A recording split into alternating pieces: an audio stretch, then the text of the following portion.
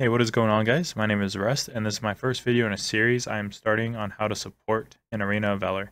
This video is just going to be going over different item builds, Arcana, and talent you should run for every single support hero currently in the game. It has taken me a lot of time to understand how to build each support through watching pro scene in Asia, as well as talking to different supports at the World Cup. And then I have different methods on how to build each support, and I've been able to group most of them into one huge group. The first group I'm going to be going over is Omar, Lumber, Mina, Crushed, Thane, Arduin, Baldum, Aram, and Xenial. These all supports fit into a group where they're each going to be frontlining for the team. They have some form of CC. They're going to be taking lots of damage, and they're going to be trying to peel or engage with your team for most of the fights. So for those supports that I just mentioned, you're always going to be starting the game off with boots, and then you're either going to be building into Sonic boots or Gilded Greaves. It depends on what is on the enemy team for each one of those boots. If the enemy team has a marksman or is very heavy weapon power, you're going to want to go ahead and build those Sonic boots. If they have lots of crowd control or magic damage, you're going to be wanting to go Gilded Greaves. After that, you're going to be building into Knight's Plate 100% of the time. This is just due to how cost effective the item is and how much armor it'll give you, as well as slowing down enemies' attack speed whenever you take damage. So after you finish that Knight's Plate, your build is just going to vary a lot depending on what the enemy team's comp looks like. Does the enemy team have a marksman jungle? You're going to want to go ahead and follow this build path. Does the enemy team have lots of weapon damage? Follow this build path. And does the enemy team have a lot of magic damage? Follow this build path. The build for when the enemy team has a marksman is really good because that Shield of the Lost passive will reduce their attack speed just from them being around you.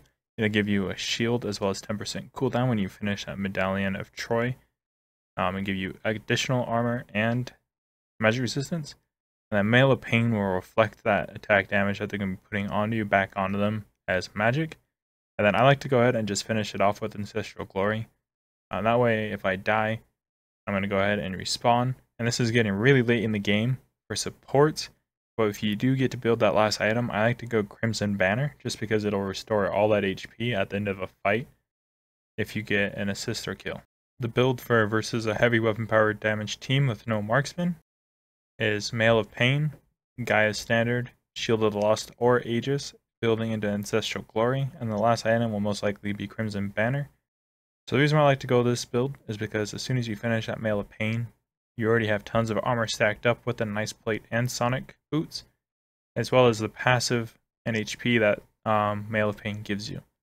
Next with Gaia's, they usually at least have some form of magic damage on their team, so it'll give me sustain through that. It gives you lots of HP, and its passive will let you regain some of your HP whenever you take damage, and it has a low cooldown. Next with Shield of the Lost or the Aegis, it just depends on what the enemy team comp has. If they have heroes that are really reliant on attack speed, then I'll build Shield Lost. Otherwise, I'm going to go ahead and get that Aegis because I already have plenty of HP from the other items. And then Aegis is passive. Whenever I take damage, it'll slow them, and it gives me 20% cooldown. From there, I'll build Ancestral Glory. That way I can revive if I get killed in a team fight. And then last item is Crimson Banner, just because of that passive again. I really like whenever I get an assist or kill, it'll restore 20%.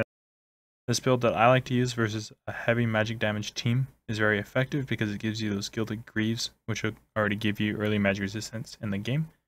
And the Knight's Plate for the armor that you'll need versus weapon power damage that they might have on their team. And then I like Gaia's instead of Medallion of Troy first. Because of how much poke magic damage heroes usually have, it'll allow me to regen that HP, as well it gives me more magic resistance and HP stats overall than Medallion of Troy. Next, I'll go ahead and just double stack that magic resistant items. That way, I can basically tank and they'll be very ineffective against me unless they get lots of magic pierce. And then I'll follow it up with Mail of Pain for the weapon power damage on their team first, and then Ancestral Glory. And then once again, that Crimson Banner for those team fights. When you get an assist or kill late in the game, you get 20% of the HP back. On every single one of these supports, I like to use the standard HP Arcana set, Indomitable, Benevolence, and Valiance. This gives me the most possible base HP and will allow me to frontline for my team longer. For Alice, I think that there's two different builds that are very good. The first one is versus sustain heroes like Lubu, Tara, Kilgroth.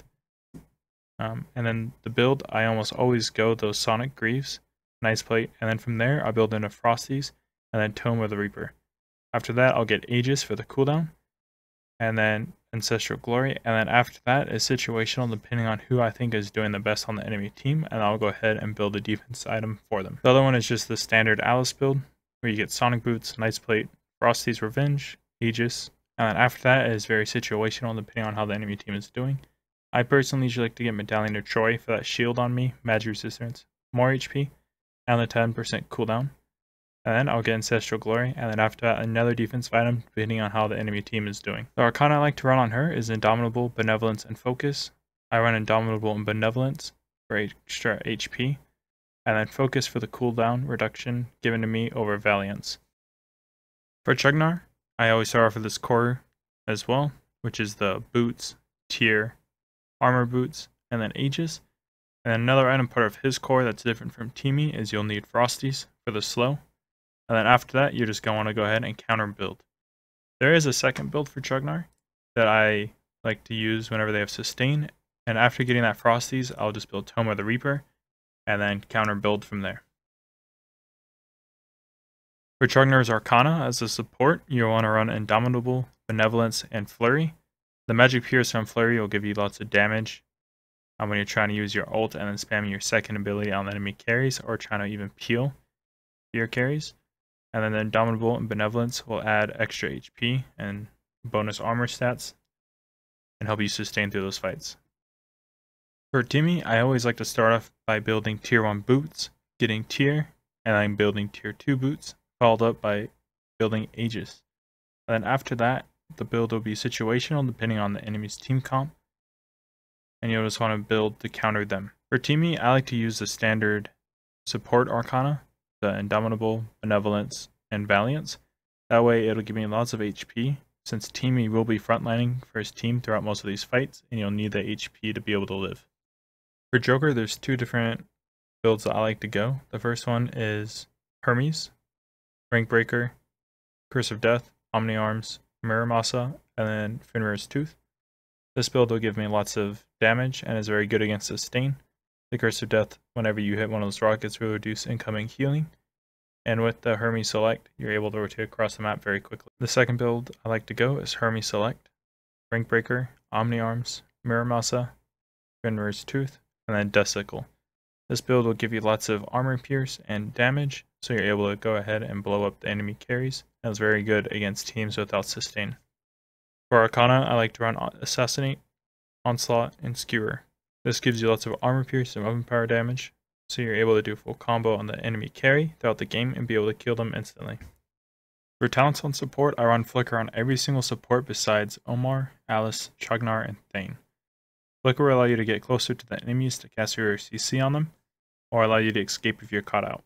The reason why I run Heal on Omar and Thane is because of their built-in dashes with crowd control, and they are strong early game heroes when Heal is a more valuable talent, so it is great for snowballing. Heal is ran on Alice and Chugnar because of them being backline / peel heavy heroes for your carries, and you can usually position safely enough on them to not be caught out thanks to their slows and their kits, and stun for Alice. I hope this video has helped you understand different item builds as well as Arcana for each of the hero and talent. My next video in the series is going to be why double lane is a bad meta, and why playing support as a roam and going across the whole map throughout the game is much more beneficial to you. Make sure to subscribe and like this video for future content.